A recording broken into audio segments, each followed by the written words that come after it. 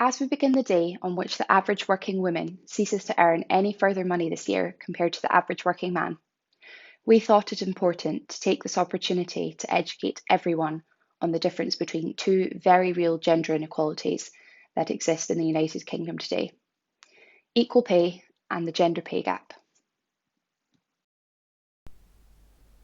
We made this video to highlight the incorrect use of two very distinct and well-defined terms because confusion and mixed messaging dilute the very real issues represented by these inequalities. Clarity leads to education and hopefully progress free from ambiguity and excuses. So let's take a look at each of these different terms. The law around equal pay states that men and women must get equal pay for doing equal work. The simple definition of equal work is work that equal pay law classes as the same, similar, equivalent, or of equal value. Someone must not get less pay compared to someone else who is both the opposite sex and doing equal work for the same employer. Unequal pay is illegal in the UK under the Equality Act 2010. And it should be clear from this example that this law is concerned with a specific man and a specific woman in a company, and that it is not a UK-wide comparison. The gender pay gap, on the other hand, is unfortunately a common and pervasive problem in the UK today.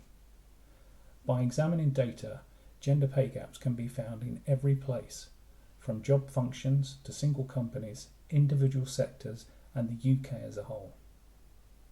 So what is a gender pay gap? A gender pay gap is the difference between the earnings of the mean or median woman and the mean or median man. It is either expressed as a percentage difference or as a monetary amount assigned to each gender. Let's take a look at an example. Here we have a job function with 20 men and women. They earn from £12 to £100 per hour. The median woman earns £20 per hour compared to the median man who earns £22.57. So there is clearly a median gender pay gap. It is important to note that this is not an equal pay issue. The lowest earning woman could be a graduate and the highest earning man the CEO. It does not compare like for like roles. It is just a comparison between people who are in the physical middle of their respective genders when lined up from the lowest to the highest paid. In this case, the formula calculates the median gender pay gap of 11.4%. Or to put it another way, for every pound the median man gets, the median woman gets only 89 pence. While we have used the median pay gap in this example, 11.4% is the mean pay gap used by the Fawcett Society to calculate the day in which the average woman stops earning salary, compared to the average man who keeps earning up until the 31st of December.